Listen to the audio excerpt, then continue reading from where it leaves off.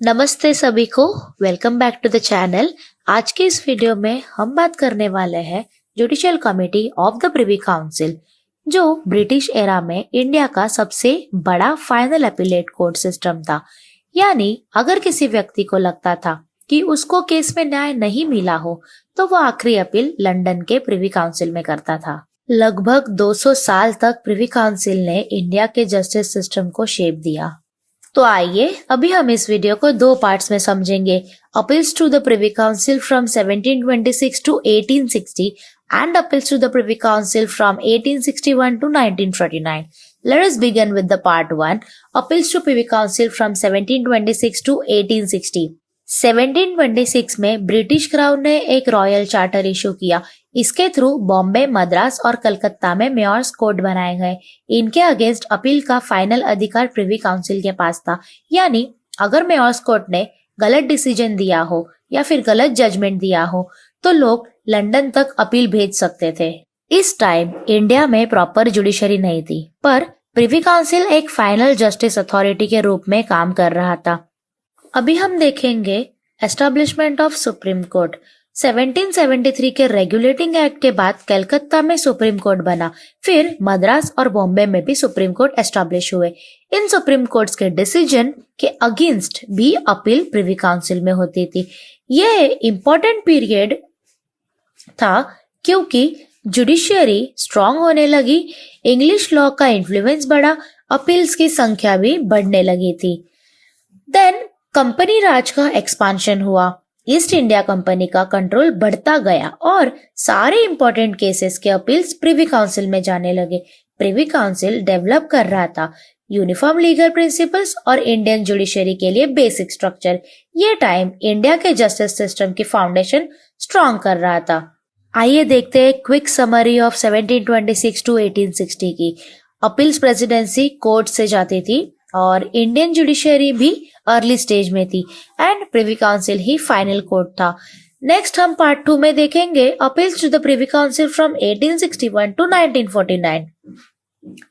1861 में Indian high courts act आया। इस एक्ट से कलकत्ता, बॉम्बे और मद्रास में हाई कोर्ट बनाए गए। सदर अदालत और सुप्रीम कोर्ट को मर्ज कर दिया गया। अब अपील्स मोस्टली हाई कोर्ट से प्रिवी काउंसिल्स में जाती थी। ये पीरियड बहुत इंपॉर्टेंट था क्योंकि इंडियन लीगल सिस्टम ऑर्गेनाइज्ड होने लगा था। जुडिशियल कमेटी का फॉर्मल स्ट्रक्चर क्या हुआ था तो 1833 और 1844 में ब्रिटिश पार्लियामेंट ने प्रिवी काउंसिल के लिए एक फॉर्मल जुडिशियल कमेटी बनाई। 1861 के बाद यही कमेटी इंडियन अपील सुनने लगी। इस टाइम प्रिवी काउंसिल ने इंडियन लॉ को शेप दिया और इम्पोर्टेंट जुडिशियल प्रेसिडेंट्स डेवलप किए। गवर्नमेंट एक्ट ऑफ इंडिया 1935 के एक्ट में फेडरल कोर्ट ऑफ इंडिया बनाई गई, जो कि 1940 में स्टार्ट हुई, लेकिन अभी भी फाइनल अपील प्रिवी काउंसिल में ही होती थी। यानी फेडरल कोर्ट का भी फाइनल रिव्यू लंदन में ही होता था। अभी देखते हैं कि प्रिवी काउंसिल के अगेंस्ट क्रिटिसिज्म क्या है।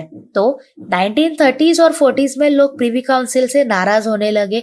उसके रीजंस ये थे कि लंदन बैठकर इंडिया का फैसला करना वाज अनफेयर, ब्रिटिश पर्सपेक्टिव ज्यादा होता था, इंडियन रियलिटीज कम। नेशनलिस्ट चाहते थे कि इंडिया का सुप्रीम कोर्ट इंडिया में ही हो। प्रिवी काउंसिल को फॉरेन कोर्ट मानने जाना लगा।